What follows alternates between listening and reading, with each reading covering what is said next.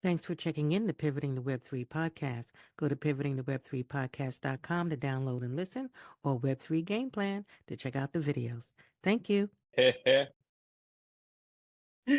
Oh, good morning, good afternoon, good evening. Welcome, welcome, welcome. Welcome to Pivoting to Web3 Podcast. And today I'm excited. I've been laughing and laughing and laughing because I have Justin Gary. And I'm sitting up here learning all kinds of good stuff because, you know, I'm an old girl, so I get a little geeky sometime and sometime I mess it up. But here we go. I finally have me somebody on the gamification side, and he's good. Justin Gary, a game designer with over 20 years of experience. You may know him as the author of Think Like a Game Designer and the host of Think Like a Game Designer podcast.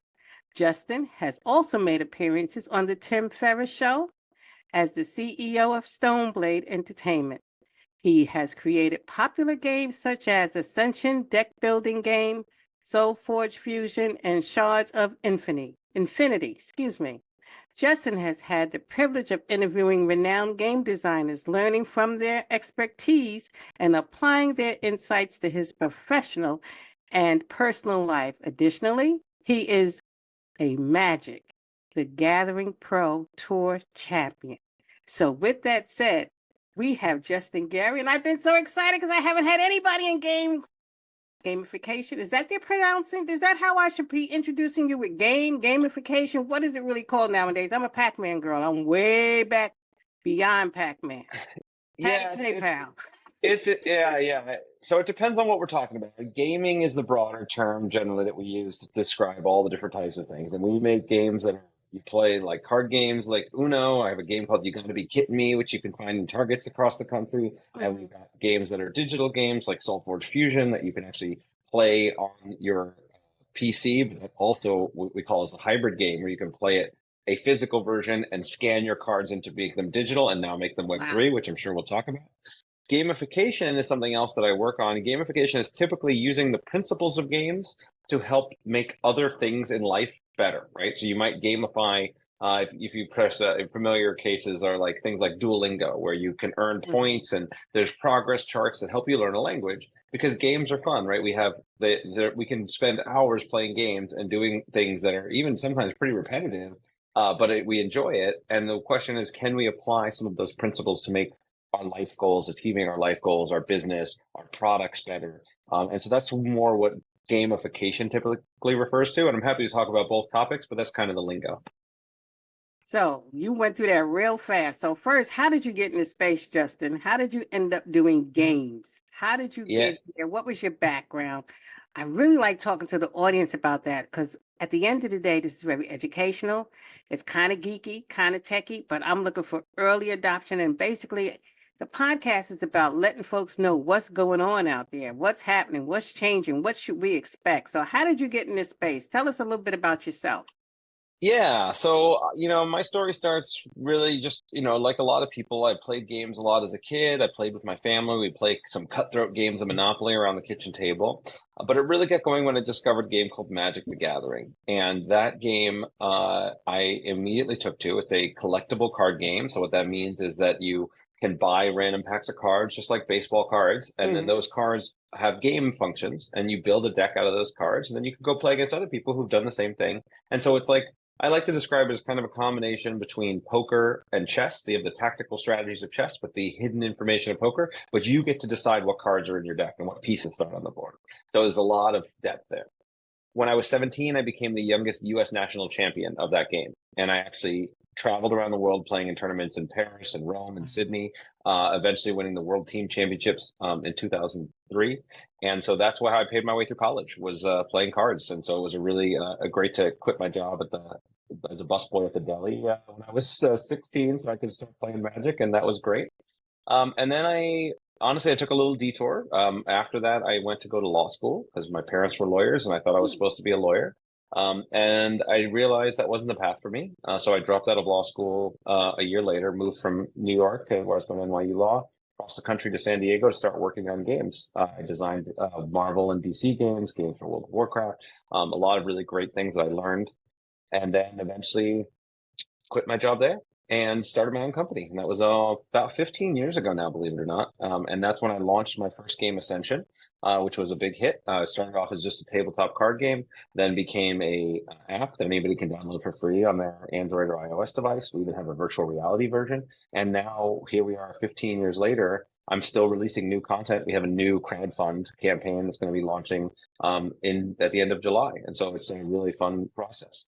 But where things get really interesting for me is not only do I have this game launched, and then I actually go to a conference where Richard Garfield, who's the guy that created Magic the Gathering, is giving a talk. And of course, I'm going to go to his talk because he's the master, right? He's the guy that designed this whole category, one of the biggest games in the world. I'm going to learn from the master. And then at the end of the talk, somebody asks a question and says, "Hey, what's your favorite game right now?" And Richard says, "Ascension, my game." And I jump for joy. I mean, again, this is like dream come true, like woohoo in the back of the crowd. Everybody laughs, the whole room, but it gives me my option to have an in to go start talking to him. And I do. And we talked for like 3 hours. It was so clear that we wanted the same vision for the future. And that vision became the original version of SoulForge, which was the first game on mobile, the first TC trading card game on mobile. And now we've revised it again to be SoulForge Fusion, which is now the first trading card game that has a physical game that can be scanned into an online account that can be played online, and that can also be turned into an NFT with its own Web3 token that's going to be launching within the next 2 months. And so that has been an incredible process. And in the time I've done that, not only, as you mentioned, did I write my book on game design to try to teach the process, I work with the Wharton School of Business to teach creativity and innovation. I lectured classes there, and we created games to actually help people to be more creative in groups. And so it's been a really fun process to take my passion, which is was gaming and being able to, compete and travel and build relationships around the world, and then transform that not just into games that I create myself that other people can play, but also to a business and how I run a business, and then the principles applying them to designing a Web3 token and designing systems that help people to collaborate better and work together. So it's been a really fun ride. So apologies for the long answer, but it's been quite the journey. I'm sitting up here saying, "Can I keep up?" I said, "Where can I jump in?" There's just so much. My brain just started going. So let me go before I forget. It sounds like this could be something that seniors could use. Well, which thing? I talk about a lot of things. In a cognitive standpoint, or seniors, yes. There's a way to increase engagement on a clinical side from a therapeutic standpoint. Is there? Yeah, absolutely. So there's an idea for a space, but it sounds like everything you just said. We don't have to go there. I just need. I'm happy to. You said all of that. I'm sitting here saying, so it sounds like I went in my clinical side of my brain. Mm-hmm. Yeah, so there's 2 things that are very strong clinical evidence to support in terms of long-term cognitive and mental health. One is having some regular exercise for your brain, right? So they have a lot of these apps that are supposed to train your brain, right? And there's not a lot of evidence that they specifically do the job, but playing games, having challenges, so it could be crosswords and Sudokus, it could be the kinds of games like I make, right? Having something that's challenging your brain and learning something new and consistently challenging yourself has really, really positive long-term clinical effects. And it's just fun, right? We like to figure things out. That's what our brains are designed to do. If you stop using it, you lose it, right? And then the other piece of this, which is even more important, honestly, than the cognitive challenge of games, is the relationships that you have, right? There's no bigger correlation in the data that to happiness, to well-being, and to actual health outcomes than the number of deep relationships and friendships you have, the amount of time you spend with people that you love. And if you look at the people who, when you have the top 5 regrets of the dying, and you look at what people want when they're at their deathbeds, the time and the relationships are the number one thing that they want. They wish they spent more time on, or that they're grateful for when they did spend it. And games are a great way to connect with people. Right? The reason I started playing Magic because I loved the game, and sure, I made plenty of money playing, but it wasn't the money that kept me going. It was the friendships. And those friendships I've kept for 30 years now. I mean, it's just for this incredible time that I now have because of those. Because we've sort of gathered around the kitchen table playing games, or gathered in a tournament in Rome playing games. And the same can be true for digital games. I think when you talk about Web3 and what the value of Web3 in my mind is it allows us to build digital communities that can be self-supporting, that can be decentralized, that can help connect people all over the world. And so I think gaming does that. I think the combination of gaming and Web3 is where I'm most excited to see that continue to expand. So thank you for that response, because that's really helped me understand how this all fits. Growing up, I guess I didn't have the kind of life where I could play a lot of games and do a lot of games. I didn't have that kind of family, but I really love the ones that did, and people who play a lot of games now. So now I'm in nonprofits where gaming takes place. But let's talk about Web3. So in the Web3 space, well, before we go straight into the Web3 space, so just to rewind it for those in the audience that are trying to keep up, because you talk a little fast. I just want to make sure. So you can have regular, well, in case some folks is out there with baseball cards from back in the day. So paint a picture for those folks that don't understand Web3 decentralization and everything else now, Yeah. like me and you, those people that are listening that have the baseball cards and the collections and what we used to do then and share and communicate and have communities around that. Can you walk us through again how it fits into the Web3 space, or how it doesn't and how it's changed?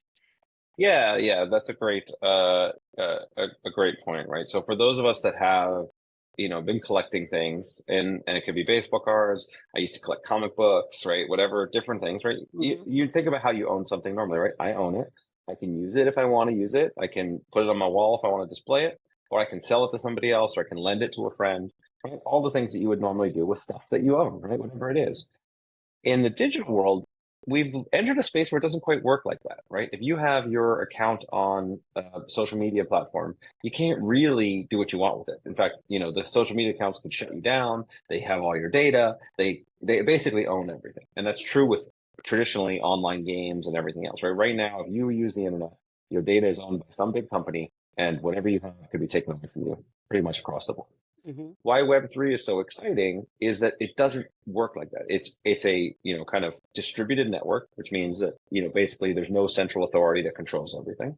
And so when you own something in Web3, so imagine the same way I would hold a physical baseball card, imagine I have a digital baseball card. It is a special, I can know that it's rare, and I can know that I'm the only one that has it, and I can know who owned it before me, and then it's mine, and I can do whatever I want with it. So I can trade it to you, I can lend it to you, I could sell it, I could just hold on to it. And so it's a great analogy, and this is why I think collectible card games and things like Soulforge Fusion are the perfect transition, because it's the exact same thing. In Soulforge Fusion, if I have a physical version of the deck, I can hand it to you, and you can do what you want with it. And in Soulforge Fusion, once the Web3 launches, if I have a digital version of the deck, I can digitally hand it to you and pass it off, and then you can do what you want with it. So I think Web3 is really about ownership of your data, ownership of your information, ownership of your digital property, which, let's face it, as the world is evolving, digital property is becoming more important than physical property, right? I'm actually a digital nomad. I don't have a home. I've been traveling and living all around the world.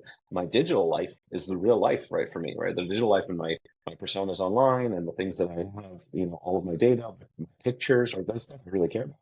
So having true ownership of your data and the ability to interact with other people and not have some central authority that can just take it away from you or control it is at the heart of what Web3 provides.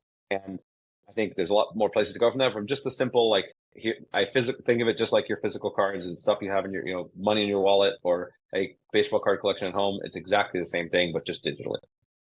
That's a really good explanation, and thank you so much. So with that said, when you're in the Web3 space and you have the games, so now that you're in that space, what can we be expecting down the line? What are some of the things that people can expect and understand, and what are you doing specifically in your games that's different from the others?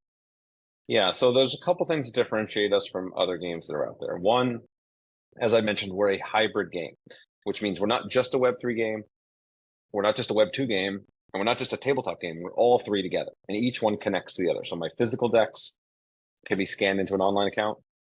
My digital decks will eventually be able to print and have a physical version. So there's a real connection. So if you're not as familiar with Web3, Soulforge Fusion is a great place to get started, because you can understand the physical piece and kind of work your way into the Web3 piece. In addition, we also are looking to have not just the ability for you to have your physical cards that you can play with and trade them and sell them and do all of those things, but to have the community really own the project over time. And so what we're doing is we're giving away for free a token. So anybody that plays the game now or plays the games before launch will get a free of our Web3 token. You can use that to turn decks into NFTs and trade them and do what you want. But also we'll be having a community fund where the community, the players will get to decide, okay, what new developments do we want to support? What new tournaments do we want to have rewards for? How will we push the project forward? How will we reward the community? How will we grow the community? And I think that there's something really empowering and exciting about that, right? If you love, let's say you love Star Wars, right? Or some, major movie property, then you feel like, that can be a part of you, right? It's like a very exciting thing, whatever you grew up with as a kid, as thing. But it's some big corporation that owns that, and you don't really have any control over it. You just hope they make good things, and you get sad when they make bad things. But the promise of Web3 is that you can take these same elements, right? The heart of the SoulForge world and the universe that we've created, and you can then take that and then with that ball and make some new content or make some apps that can interact with it or have supportive communities or streaming or fan fiction or whatever, right? And that can become part of an ecosystem that players and fans can all co-create together and be rewarded for, right? Because you could make fan fiction for games, for IP that exists today, but you can't really monetize it. You can't really do anything with it. Whereas here it could be that, hey, our community is going to decide we want fans to make SoulForge Fusion comic books, and we're going to allot 1,000 tokens to anybody that makes a cool, the best creators, right? And then the community can reward them. And so I think that ability to collaborate and that ability to feel a sense of ownership is something that is where we're headed. And then eventually the entirety of the process, running the servers, building the system, could, over time be handed off to a community and thus survive forever, right? This is another piece that is a tough reality that, when a company is running the servers for a game or any service, right, and then they go, let's say they shut them down or they run out of money or they just move on to another project, then you lose everything. Right? If you've ever been on an email system, if you or you were on MySpace or whatever, some old system, and it's gone, you lose everything. But the promise of Web3 is that, no, look, this is on the blockchain, it's distributed, nobody can take it away from you. I think that's really compelling also. Is very compelling. So what has happened so let me ask you this way. So in the Web3 space, in the governance space, the countries, the differences in how they're looking at Web3 or Bitcoins or crypto rather, or anything, what have you found the differences to be as you've expanded? Anything that you can share beyond like what's happening within the United States, outside United States, or just the hemisphere differences, or you could be as specific or as general as you'd like to be. What was your aha moment or what you learned in this whole governance piece? I'm sure there's a couple of things you've run into. Yeah, it's one of those things that we're still actively learning, and the environment is changing so quickly that it's very tough. And that's the thing that I think most creators are looking for right now in the space, is a little bit of stability and having some clear rules to say this is okay, this is not okay. Right? If you're releasing a token, you want to make sure that you don't run afoul of U.S. securities laws, or you want to make sure that you're building things correctly, and that the system right now incentivizes, what they call meme coins, right? Things like Dogecoin and others, where they don't really have an intrinsic utility, but they're just funny and just kind of people latch onto them. Whereas when you try to build coins and systems on the blockchain that have real utility, like what we're trying to do, where you can, your currency lets you do stuff in the game, your NFTs let you play the game, let you actually do stuff. It's a little bit trickier. So I'm certainly not wanting to give any kind of legal and regulatory advice here. That's not my role. But I think it's the kind of thing that it's still sort of the Wild West. I think there's a lot of places outside the US that already are much more regulatory. They're more friendly regulatory rules than the US has, but the US is getting better, catching up. And I think any country that wants to be competitive in the future is going to have to be, kind of at the forefront of this. You have, this is not going away. Blockchain's not going away. Web3 is not going away. It provides real value to people, and it's just a matter of providing the right amount of protections. Because let's face it, scams out there. There's a lot of people who aren't necessarily your best interest in heart, and we want to have some protections against that. But we also want to have the freedom to innovate, the freedom to create new forms of governance and new forms of collaboration, because that's really what's happening here is this amazing experiment. A lot like the US, the United States is really intended to be a lot of individual states all running their own experiments and having government, just some structure underneath it. And what we want is the same kind of thing where there's, a variety of different chains, right? We chose to build technology on the Solana blockchain, but of course there's Bitcoin and Ethereum and a bunch of others. And there's a lot of interoperability. Right? The long-term vision for SolForge is that you'll be able to move between chains. And so the technology is evolving very quickly. The regulatory landscape is evolving very quickly. And I think what's, important to keep in mind as a creator is, one, obviously stay informed, stay connected. And two, just always focus on the most important thing, which is true in gaming as it is in business, which is how do I provide more value to my customers? Right? How do I provide more value to the people that I want to serve?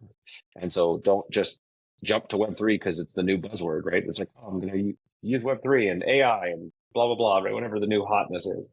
Think, okay, well, how does this help, right? How do I actually make my product better, make my service better? How does it make the people that I want to work with or that I want to collaborate with or that I want to have, join my community? How does it make their life better?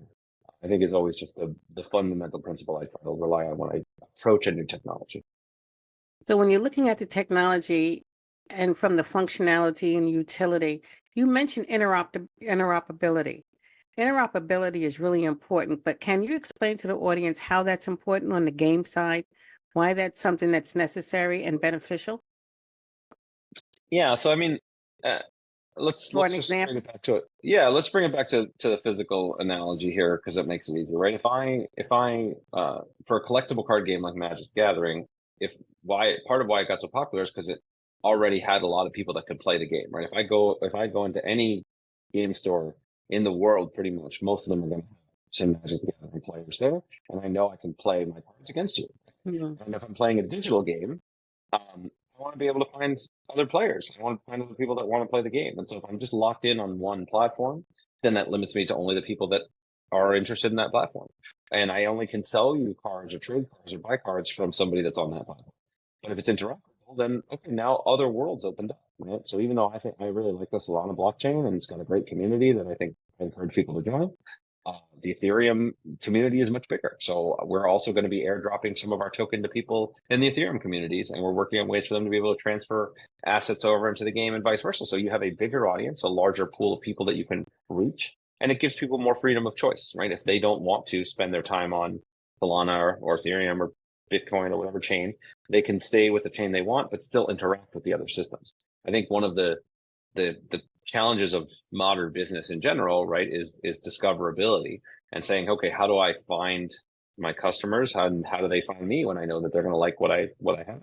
And so interoperability gives you a wider base to be able to reach people and to serve them the way that they want to be served. So it's just, there's nothing more important when it comes to the kinds of games that I make than the ability to have a community of people, a decently sized community of people we call kind of reaching critical mass. So that I know now I'm part of this community and I get to feel really good about being a part of that community. So interoperability is one of the important puzzle pieces to building a great, large, sustainable community.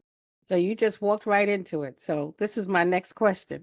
So I'm sure there's folks out there that had ideas, that wish they had a game or have an idea. They don't know what to do or how to do it or what elements make a good game. Or if I got an idea, how do I know if it's a good idea for a game? Can you help how you get into this design mode or development? And I guess you got to design it and develop it or think it through first. But just to play a game right now, if there's people listening and said, I've been thinking about this game for 20 years. I don't want to die with it. What do I do, girlfriend? I hope you're going to talk about this. So let's get to it. What they do is stuff in their head rolling around and they got a game. They've been thinking about it, drinking about it and doing all kind of stuff with it. Boy, I wish we could. What would you say? Yeah, so that's a great question. And I'll start off with the basics here, right? I've written a book on this very subject. So all of the principles to make your own game are in this book, Think Like a Game Designer. It's also an audiobook format if you just like the sound of my voice. But I'll give you the basics here so you don't have to read the book if you don't want to. The key to building a great game is very much similar to the same thing to building a great product, writing a great book. It's that you have to follow a very similar process, right? So I'll tell you a little story, right? So when I I kind of glossed over this part of my story, but when I went from being a professional game player and a failed law student to go become a game designer, I had no idea what I was doing, right? The fact that I was good at playing games had no correlation to how do you get good at designing games. They're totally different skills. And so I was like, well, okay, I don't want to go back to law school. So I'm going to get fired if I don't do a good job. So I'm just going to fake it till I make it. I'm going to figure this out. And so I started talking to all the best designers in the world. I started researching and reading books about design. And I started practicing very quickly because my job depended on it to get good at the skills. And so that process of taking my analytical brain and turning it into a creative brain was very tough. And I wanted to make it easier for other people, which is why I wrote the book. But the number one lesson is there's no magic secret sauce, right? I used to think that the creatives were just like different kinds of people, right? And they would be like some creative person that would just like go into a cave and work on an idea and then come out with this brilliant thing. And I was like, I'm not that person. And the end, that is the farthest from the truth. Now I talked to people from all industries and great authors like Stephen Pressfield who did my podcast, Grammy nominated producers like Morgan Page, as well as the top game designers and people throughout the industry. And they all have a similar process. And that process is what I call the core design loop. And the core design loop has 6 steps: inspiration, framing, brainstorming, prototyping, testing, and iterating. Okay. And I'll go through each one briefly here again. I flesh this out more in the book, just so you have an idea. Inspiration is where's your idea coming from, right? And what is the heart of your thing? And that should always be able to be expressed in terms of what's the experience I want to create for my customer. What's the emotional impact of what I'm doing? What is it that's going to be different for them before or after, right? What does it feel like to play this game? And it could be told in stories, narratives, whatever. It's like Lord of the Rings meets Star Wars. It's like a Monopoly game, but without money. Instead, you're trying to lose all your money as fast as possible. Whatever, right? Some inspiration is core of it. Framing is really important, where you put a box around your idea, right? A lot of times people will think about, oh, if I just have a blank piece of paper and anything I can do, that's the best idea. And if you ever stared at a blank piece of paper with no constraints, you realize that's very difficult. So putting constraints on your idea, saying, hey, I want something I can play test and prototype in 2 weeks. I want to make a card game I could play with my family on the 4th of July weekend, right? And now all of a sudden, you're going to have a much tighter band of stuff to do, having deadlines and having a constraint. Brainstorming is where you try to come up with as many ideas as possible, and then you filter those down into an organized system, and then try to end up with as few ideas as possible that you actually try to prototype. And the key to prototyping is simple, ugly, fast as possible you can, right? Don't try to make it pretty. Don't try to make it great, because your ideas, as brilliant as you think they are, they're never as brilliant as that. There's always problems. 100%. I've been doing this for 20 plus years. My ideas still have massive problems. By prototyping it and testing it, and you take feedback from people and you learn how to take feedback without your ego getting in the way, you can take in good feedback, use that to then iterate, which means you circle through the loop again. And the more efficiently you can go through that loop again and again without losing your heart, and by being able to listen to others and be able to take those things in and take your core idea and craft it into something great, that's how you make a great game, great business, write a book, all those things. So that's the heart of the lesson. Obviously a lot more to unpack, but that's my short version. Well, I'm glad that's your short version, and everybody, as they can hear and see that you have a book out there. So I'm sure they'll be glad to connect with you. And if they'd like to connect with you personally, or how do you prefer to be contacted? Yeah, so you can reach out to me on x.com, what used to be Twitter, at Justin_Gary. I also have a Substack, Justin Gary Designs. So you can just do justingarydesigns.com. We'll take you there. And that is where I post all of my articles. And I have a lot of this content that's written up there for free, my podcasts. You can write and comment to me there. So those are the easiest ways to get in touch with me. And then if you want to find out about my games and the projects I'm working on, stoneblade.com has all my games, Ascension, Soulforge Fusion. You can actually sign up for our email list and you'll get notified of any new products and cool stuff that I'm creating. Well, I just thought of something else. We got a few more minutes, just a couple of more. Yeah, go for it. Okay. So you've got all these games out there. What's the difference between the games? For people like me that are listening, we're not in the games, don't understand it, but now we're getting into the games. We got time, we retired, or we just in society and we want to play some games. Tell us the difference between everything that you're doing and how you did it real quickly. Yeah, so I've made dozens of games, so I'm not going to go through all of them, but I'll go through the big ones. So this one here is exciting. This is, if you don't know games, play, you got to be kidding me. All right, if you're in the US, you can get this at any Target anywhere in the nation. We have international launches coming soon, and it's just a adorable fast, fun game. You can play it with up to 10 people. You're just bluffing and pretending that you're trying to figure out how many of these animals have different accessories on them. And so you're kind of like bluffing a little bit, and it's, really fun, quick bidding game. You can also print your own pets onto the included cards that we have here. We have a little sticker paper and cards. You can actually include your pets in the game. So if anybody has pets for your family, this is a great one. And then, so that one's just like a fun light. So if you're new to games, you're not really sure, but you want to bring something to the table with your family and friends, that's where I recommend you start. I'll show another one here. This one actually, almost nobody's seen this version. This is Ascension Legends. It's one of the new expansions for my game Ascension, which is the game I launched my company with. This is the one that we're going to be doing a crowdfund for at the end of July. I think the exact date is July 24th as we launch that. So when this goes live. Anyway, this one is okay, great. So then perfect. So this will be, you can follow it on Gamefound. And that one is you can also play it for free if you just download it on your iOS or Android device. And then it's a deck building game, which means it's sort of like Magic the Gathering and those collectible games, but instead of in Magic, as I explained earlier, you buy packs of cards and you go from that, like all the different packs of cards, and try to build a deck out of it. In Ascension, you just all play out of the same box, and you actually build a deck as you play the game. So everybody starts with the same basic deck of cards, and new cards show up all the time, and you're adding those to your deck. So you get the fun of like a game like Magic, but instead of having to spend hundreds of dollars to buy packs, you just get a single box and you just play, and you can play as much as you want. And so it's a really fun way to distill that. So if you're interested in getting started in this world, that's a great one. And since this is a Web3 podcast, if I didn't talk about SoulForge Fusion, that would be a mistake. SoulForge Fusion is the one I co-created with Richard Garfield, the guy that created Magic, one of the best designers in the whole world. And that's one you can now play. We have it in early access on Steam. So you can just search SoulForge Fusion, SOLFORGE, as it's in my background here. And that one you can play a demo for free, or you can play the physical version of the game. And that one it's like a collectible card game because every single pack you buy is different. But we use digital printing technology, so they're not actually the same cards ever. Like the deck you have, if you buy a pack, is never going to be the same as anyone in the world, and we've guaranteed that throughout the digital game and the physical game. So it's this really cool way. We say there's more deck possibilities than the atoms in the universe. So if I'm going to go on a spectrum of like easy starter stuff, let's start with You Gotta Be Kidding Me. Middle of the road Ascension. It's like a nice kind of way if you want to start getting into more of the kind of fantasy card game world, to the like, hey, this is the coolest, most revolutionary thing that's out there. That's SoulForge Fusion. So depending upon where you are in the audience listening, those are the different spectrums I would go for in terms of the games.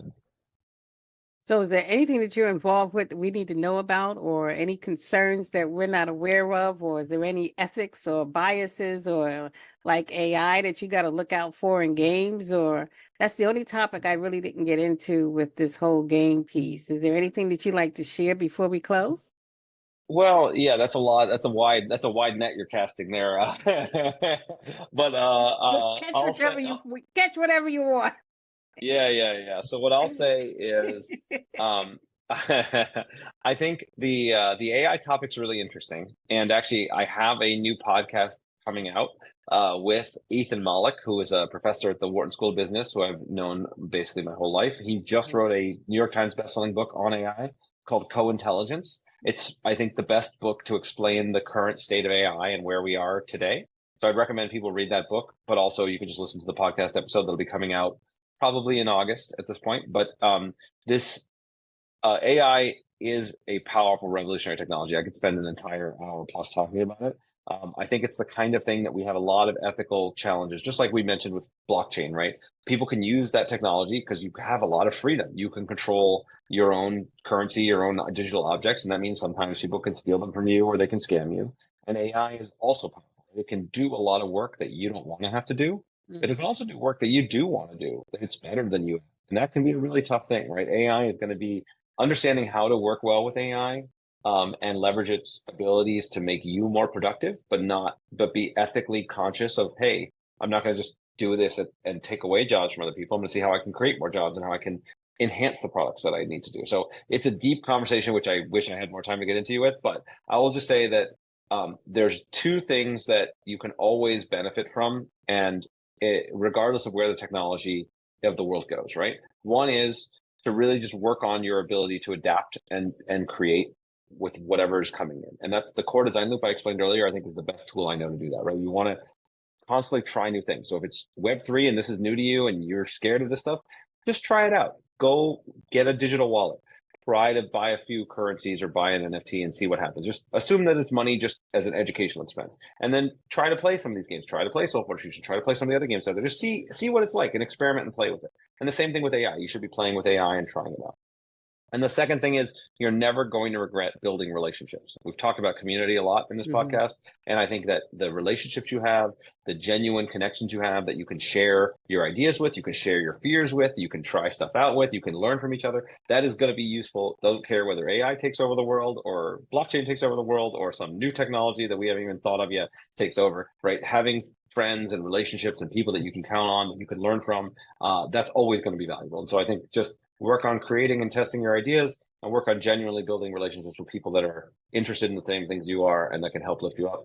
And regardless of where the technology goes, you're going to be in a good spot. Justin, Gary, I really enjoyed this podcast and having a conversation with you. I'm sure our listeners are going to enjoy listening to this podcast and learning so much about games and what you're doing, how you're doing it, and what's going on in the future. So I'd like to thank everybody for listening. Good morning, good afternoon, good evening. Thank you, thank you, thank you. We're here to serve, and thank you for listening to Pivoting to Web3 Podcast. Thanks for checking in to Pivoting to Web3 Podcast. Go to pivotingtoweb3podcast.com to download and listen, or Web3 Game Plan to check out the videos. Thank you. We're shaping tomorrow together.